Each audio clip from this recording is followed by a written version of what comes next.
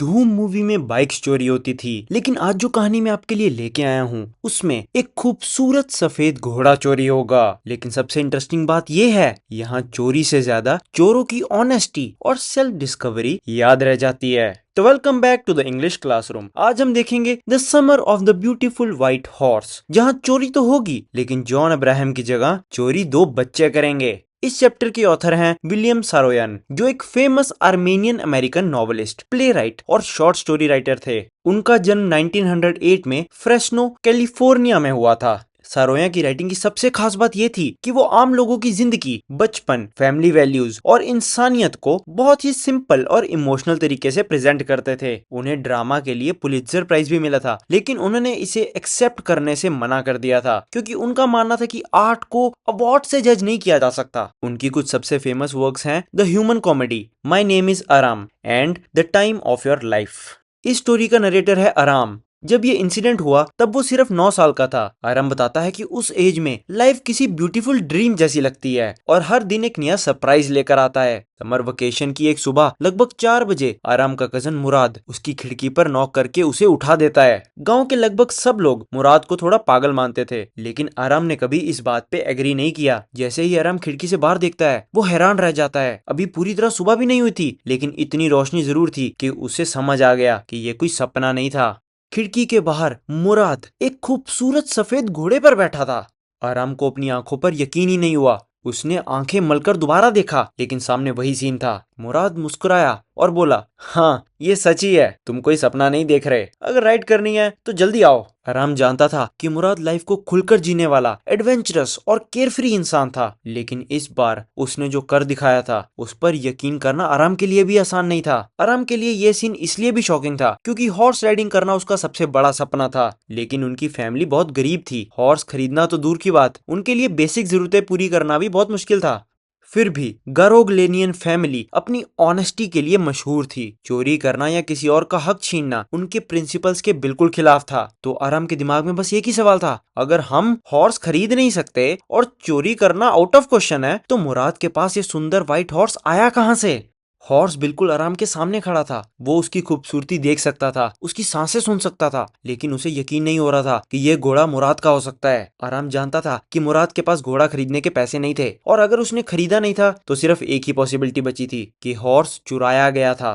लेकिन आराम इस बात को मान नहीं पा रहा था। उसके लिए गारोग्लेनियन फैमिली का कोई भी मेंबर चोर हो ही नहीं सकता। एक तरफ उसका कजिन मुराद था और दूसरी तरफ वो सुंदर व्हाइट घोड़ा। दोनों को देखकर आराम के अंदर एक एक्साइटमेंट भी थी और उतनी ही कंफ्यूजन भी। अब आराम से रहा नहीं गया।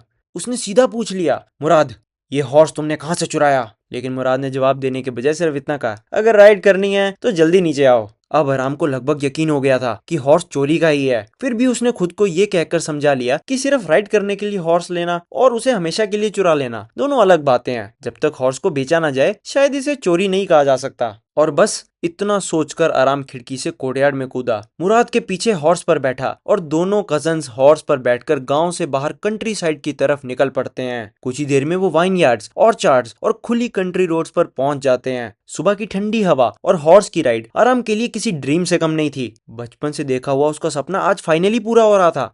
राइड के दौरान मुराद इतना खुश था कि वो गाने लगा। ऐसा लग रहा था कि वो गा नहीं रहा बल्कि दहाड़ रहा है। फैमिली के लोग उसे थोड़ा क्रेजी मानते थे, लेकिन उसकी क्रेजीनेस उसकी एडवेंचरस और केयरफ्री पर्सनैलिटी का हिस्सा थी। उसके लिए जिंदगी को खुलकर जीना ही सबसे बड़ी खुशी थी।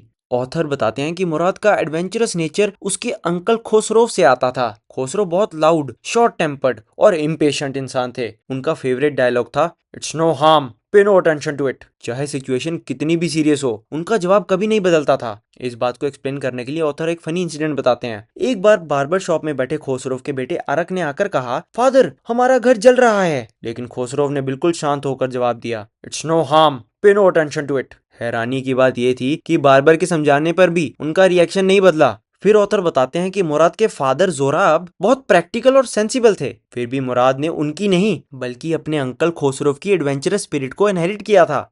दोनों कजन्स काफी देर तक हॉर्स राइड एंजॉय करते रहे। मुराद गाता रहा और ऑथर मजाक में कहते हैं कि उन्हें देखकर लग रहा था कि जैसे वो अमेरिका नहीं बल्कि अपने पुराने होमलैंड में राइड कर रहे हों। थोड़ी देर बाद मुराद ने हॉर्स रोका और कहा कि अब वो अकेले राइड करेगा। आराम ने भी हॉर्स को अकेले राइड करने की जिद की। मुराद मुस्कुराकर बोला, ये फैसला मैं नहीं, घोड़ा करेगा। उसका मानना था कि हॉर्स के साथ उसकी एक स्पेशल अंडरस्टैंडिंग है। आराम ने भी तुरंत जवाब दिया, जितनी अंडरस्टैंडिंग तुम्हारी हॉर्स के साथ है उतनी मेरी भी है। इस पर मुराद मुस्कुराकर सिर्फ इतना कहता है, let's hope so for your own safety. Unsure होने के बावजूद मुराद आराम को एक मौका देने की सोचता है, लेकिन उससे पहले वो एक बार फिर से हॉर्स राइडिंग करके दिखाता है। जैसे ही मुराद सिग्नल देता है, हॉर्स बिजली की तरह दौड़ पड़ता है, फील्ड्स और इरिगेशन डिच को इतनी आसानी से क्रॉस करता है कि आराम बस देखता ही रह जाता है। ऐसा लगता है जैसे मुराद और हॉर्स के बीच बिना बोले ही कम्युनिकेशन हो। कुछ ही देर बाद मुराद वापस आता है और अब आराम की बारी थी, लेकिन एक्साइटमेंट और एक्सपीरियंस अलग अलग चीजें होती हैं। जैसे ही आराम हॉर्स पर बैठता है, हॉर्स अचानक फुल स्पीड में दौड़ पड़ता है। आराम उसे कंट्रोल ही नहीं कर पाता। हॉर्स वाइनयार्ड की तरफ भागता है, ग्रेप यार्ड्स के ऊपर से जंप करता है और घोड़े की 7वीं जंप के बाद आराम जमीन पर गिर जाता है। अब सोचिए, अगर आप मुराद की जगह होते तो सबसे पहले आप किसकी फिक्र करते? ऑब्वियसली आराम की। लेकिन मुराद की पहली टेंशन घोड़ा थी। उसे पता था कि आराम तो संभल जाएगा, लेकिन हॉर्स अगर खो गया या फिर किसी को मिल गया तो उनका पूरा राज खुल जाएगा। इसीलिए दोनों अलग अलग डायरेक्शन में हॉर्स को ढूंढने निकल पड़ते हैं। लगभग आधे घंटे बाद मुराद फाइनली हॉर्स को ढूंढकर वापस ले आता है। लेकिन अब एक नई प्रॉब्लम थी। सुबह हो चुकी थी और लोग उठने लगे थे। हॉर्स के साथ खुलेआम घूमना रिस्की था, इसलिए दोनों उसे एक सुनसान वाइनयार्ड के बान में छुपा देते हैं, जहां उसके लिए ओट्स और ड्राई ग्रास भी मौजूद थी। यहीं आराम को अचानक रियलाइज होता है कि मुराद सिर्फ आज से राइड नहीं कर रहा, वो काफी दिनों से सुबह सुबह चुप के इस हॉर्स को लेकर निकल रहा था। और आज वो आराम को सिर्फ इसलिए साथ ले आया था क्योंकि वो जानता था कि हॉर्स राइड करना उसका सबसे बड़ा सपना था। आराम तुरंत पूछता है, सच बताओ ये सब कब से चल रहा है? लेकिन मुराद कभी सीधा एक्सेप्ट ही नहीं करता कि हॉर्स चोरी का है। वो बस इतना कहता है कि अगर किसी ने पूछा तो कह देना कि हमने आज सुबह से ही राइड करना शुरू किया है। यही मुराद की पर्सनैलिटी का एक और इंटरेस्टिंग पहलू सामने आता है। वो आराम को पूरा सच नहीं बताता ताकि अपनी चोरी में आराम को इन्वॉल्व ना कर दे। हॉर्स को बांध में छुपाने के बाद दोनों कजिन्स घर की तरफ चल पड़ते हैं। रास्ते में मुराद बताता है कि शुरू में ये हॉर्स एकदम वाइल्ड था, लेकिन धीरे धीरे उसने उसका ट्रस्ट जीत लिया और अब हॉर्स उसकी हर बात मानता है। आराम हैरान होकर पूछता है, ये सब तुम करते कैसे हो? मुराद बस इतना कहता है कि उसके और हॉर्स के बीच एक सिंपल और ऑनेस्ट अंडरस्टैंडिंग है। आराम भी वैसा ही बॉन्ड बनाना चाहता था, लेकिन मुराद हंसते हुए कहता है, अभी तुम छोटे हो, बड़े हो जाओगे तो समझ जाओगे। इसके बाद आराम घर लौट आता है। उसी दोपहर स्टोरी के दो इंपॉर्टेंट कैरेक्टर्स इंटरेक्ट करते हैं, अंकल खोसरोव और जॉन बायरो। जॉन बायरो उदास था क्योंकि उसका व्हाइट हॉर्स एक महीने से लापता था। वो अपनी प्रॉब्लम बताना शुरू ही करता है कि अंकल खोसरोव उसे बीच में ही टोक देते हैं। उनका कहना था, हम सबने अपना होमलैंड खो दिया है और तुम एक घोड़े के लिए इतना परेशान हो। जॉन बायरो समझाता है कि हॉर्स के बिना उसकी सरी और उसका रोज का काम दोनों रुक गए हैं, लेकिन अंकल खोसरोव का हर बार एक ही जवाब था, pay no attention to it. John Byro कहता है कि वो 10 मील पैदल चलकर आया है, पे नो अटेंशन टू इट। वो अपनी टांग के दर्द का जिक्र करता है, पे नो अटेंशन टू इट। वो बताता है कि वो घोड़ा $60 का था। जवाब आता है, मैं पैसों पर थूकता हूँ। इतना कहकर वो गुस्से में दरवाजा पटक कर बाहर चले जाते हैं। अंकल खोसरोव के जाने के बाद आराम की मॉम उनके बिहेवियर का रीजन बताती हैं। वो कहती है कि अंकल खोसरोव दिल के बहुत अच्छे इंसान हैं, बस अपने पुराने देश, अपने होमलैंड की याद उन्हें कभी कभी इतना इमोशनल कर देती है कि वो गुस्से में ऐसे रिएक्ट कर देते हैं। जॉन बायरो के जाते ही आराम तुरंत मुराद के पास पहुंच जाता है। वहां वो देखता है कि मुराद एक इंजर्ड रॉबिन बर्ड के पर ठीक कर रहा होता है और उससे प्यार से बातें भी कर रहा होता है। इससे हमें पता चलता है कि मुराद का लगाव सिर्फ हॉर्सेस से नहीं, हर जानवर से था। आराम उसे बताता है कि जॉन बायरो अब भी अपने हॉर्स को ढूंढ रहा है, लेकिन उसकी अपनी कंसर्न कुछ और थी। वो मुराद से कहता है, प्लीज हॉर्स अभी मत लौटाना, मुझे पहले अच्छी तरीके से राइडिंग सीख लेने दो। यहाँ आराम का बचपने वाला सेल्फिशनेस नजर आता है। मुराद का कहना था कि तुम्हें हॉर्स राइडिंग सीखने में अभी 1 साल लगेगा, जिस पे आराम कहता है कि कोई बात नहीं, हम घोड़ा 1 साल बाद वापस कर देंगे। ये सुनते ही मुराद तुरंत खड़ा हो जाता है और गुस्से में कहता है, हम गैरोग्लेनियन फैमिली से हैं, हम किसी की चीज चुरा कर नहीं रख सकते। अब मजे की बात यह है कि यहाँ पहली बार मुराद फैमिली ऑनर का जिक्र करता है। वो कहता है कि घोड़ा अपने मालिक के पास जाना ही चाहिए। सामने से आराम पूछता है, कब?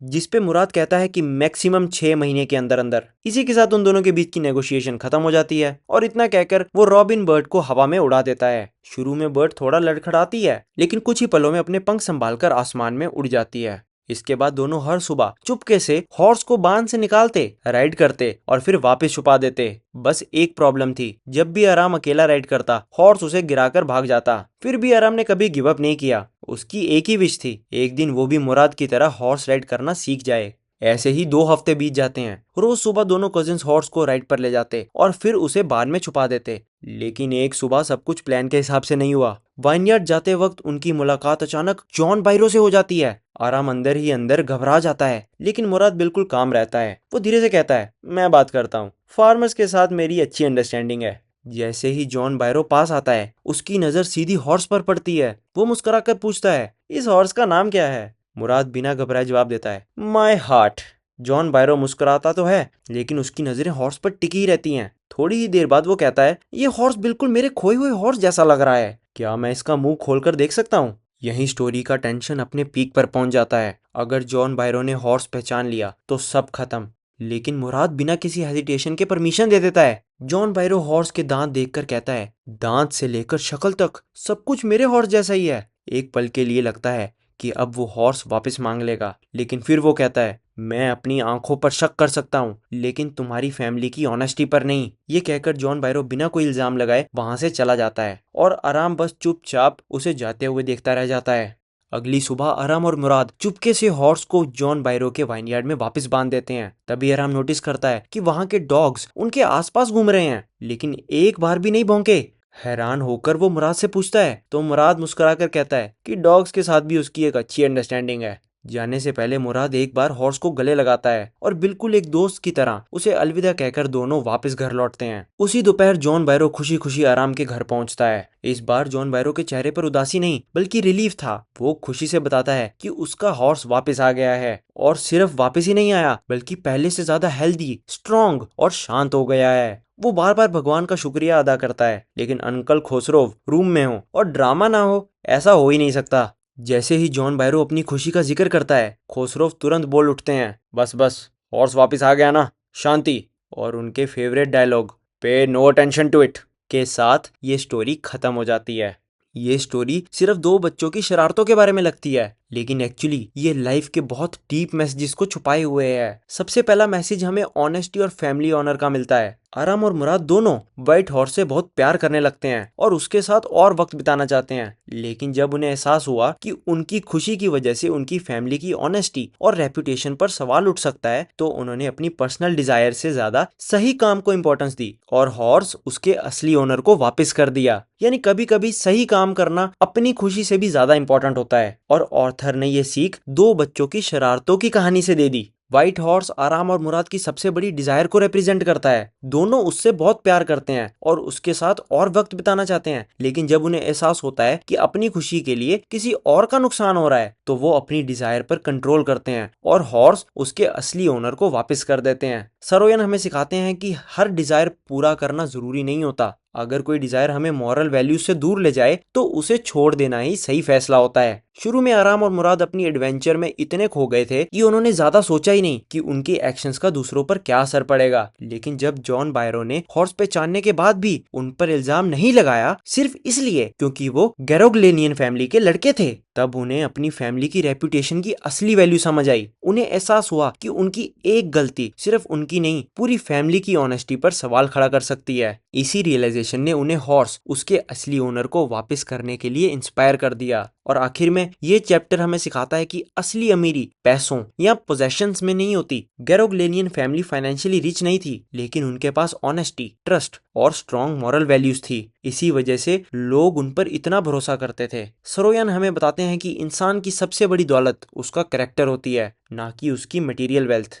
अब अगर थीम्स की बात करें तो सबसे पहला थीम है ऑनेस्टी एंड इंटेग्रिटी। ये चैप्टर हमें सिखाता है कि ऑनेस्टी सिर्फ सच बोलना ही नहीं बल्कि सही डिसीजन लेना भी होता है। आराम और मुराद हॉर्स से बहुत अटैच्ड हो गए थे, लेकिन आखिर में उन्होंने ऑनेस्टी को अपनी पर्सनल डिजायर से ऊपर रखा। सेकंड थीम है फैमिली ऑनर एंड रेपुटेशन। पूरे विलेज में गैरोग्लेनियन फैमिली अपनी ऑनेस्टी के लिए फेमस थी। जॉन बायरो ने भी इसी रेपुटेशन की वजह से बॉयज पर शक ही नहीं किया। इससे हमें समझ आता है कि अच्छी रेपुटेशन सालों में बनती है, लेकिन एक गलत डिसीजन उसे खराब भी कर सकता है। थर्ड थीम है चाइल्डहुड इनोसेंस एंड एडवेंचर। आराम और मुराद की हॉर्स राइडिंग एक एक्साइटिंग एडवेंचर थी। दोनों किसी को नुकसान पहुंचाने के लिए नहीं बल्कि अपना बचपन जीने के लिए और अपना सपना पूरा करने के लिए ये रिस्क लेते हैं। ये थीम चाइल्डहुड की क्यूरियोसिटी और एक्साइटमेंट को दिखाती है। फोर्थ थीम है trust and faith in human goodness. John Byro चाहता तो उसी वक्त बॉयज को एक्यूज कर सकता था, लेकिन उसने अपनी आंखों से ज्यादा उनकी फैमिली की ऑनेस्टी पर भरोसा किया। इसी ट्रस्ट ने बॉयज को अपनी रिस्पॉन्सिबिलिटी का एहसास दिला दिया। और लास्ट थीम है मॉरल रिस्पॉन्सिबिलिटी। स्टोरी के एंड तक आराम और मुराद समझ जाते हैं कि हर डिजायर को पूरा करना जरूरी नहीं होता।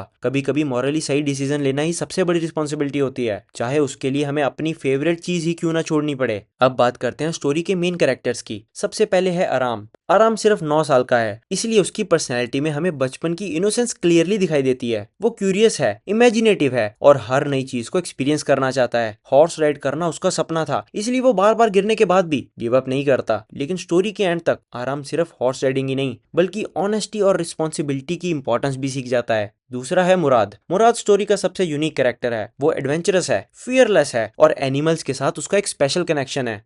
हॉर्स हो, इंजर्ड रॉबिन हो या डॉग्स हो, हर एनिमल उसके जेंटल नेचर को दिखाता है। कभी कभी वो मिस्चीवियस डिसीजंस लेता है, लेकिन उसके अंदर एक स्ट्रॉन्ग मॉरल कंपस भी है। इसी वजह से आखिर में वो हॉर्स को उसके असली ओनर के पास वापस करने का डिसीजन लेता है। अब आते हैं दो सपोर्टिंग कैरेक्टर्स पर। सबसे पहले है अंकल खोसरोव। पहली नजर में वो हमें लाउड और शॉर्ट टेम्पर्ड लगते हैं। हर बात पर गुस्सा करना और बार बार पे नो अटेंशन टू इट कहना उनकी पहचान बन जाता है। लेकिन अगर ध्यान से देखें तो वो मटेरियल पोजेशंस को ज्यादा इंपॉर्टेंस नहीं देते। उसके लिए इंसान और होमलैंड ज्यादा इंपॉर्टेंट है और उनका ह्यूमरस नेचर स्टोरी को काफी मेमोरेबल भी बना देता है। और लास्ट है जॉन बायरो। जॉन बायरो एक हार्ड वर्किंग और ऑनेस्ट फार्मर है। वो अपने हॉर्स से बहुत प्यार करता है, इसीलिए उसके खो जाने का दुख नेचुरली उसे परेशान करता है। लेकिन उसकी सबसे बड़ी क्वालिटी उसका ट्रस्ट है। हॉर्स को पहचानने के बाद भी वो गैरोग्लेनियन फैमिली की ऑनेस्टी पर भरोसा करता है। इसी ट्रस्ट की वजह से स्टोरी का एंडिंग पॉसिबल हो पाता है। तो ये था the summer of the beautiful white horse का डिटेल्ड एक्सप्लेनेशन। स्क्रीन पे दिए गए वीडियो पे क्लिक करके आप इस चैप्टर के कीवर्ड्स भी देख सकते हैं। अगर आपको ये वीडियो पसंद आई हो तो वीडियो को लाइक और चैनल को सब्सक्राइब कर सकते हैं। मिलते हैं कल नेक्स्ट वीडियो के साथ। Till then goodbye and keep learning.